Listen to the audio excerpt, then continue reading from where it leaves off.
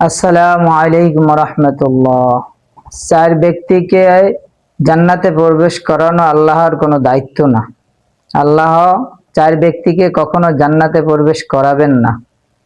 Number এক, যে ব্যক্তি মদ পান করে, নেশা জাতীয় দ্রব্য পান করে, যত ধরনের নেশা আছে এই নেশা জাতীয় দ্রব্য পান করে।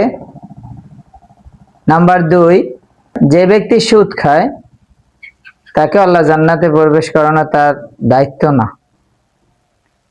নাম্বার তিন, যে ব্যক্তি এতিমের মাল ভক্ষণ করে, অন্যায়ভাবে তাকে ভুলভাল বুঝে অন্যায়ভাবে এতিমের মাল ভক্ষণ করে, তাকে জান্নাতে প্রবেশ করানোর দায়িত্ব আল্লাহর না।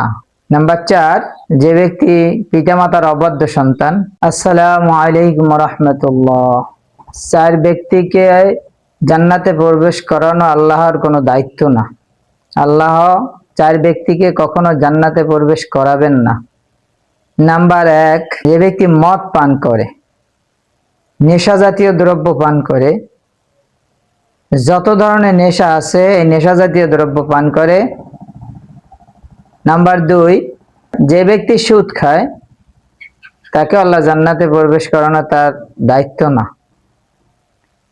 নাম্বার তিন, যে ব্যক্তি এতিমের মাল ভক্ষণ করে, অন্যায়ভাবে তাকে ভুলভাল বুঝে অন্যায়ভাবে এতিমের মাল ভক্ষণ করে, তাকে জান্নাতে প্রবেশ করানোর দায়িত্ব আল্লাহর না।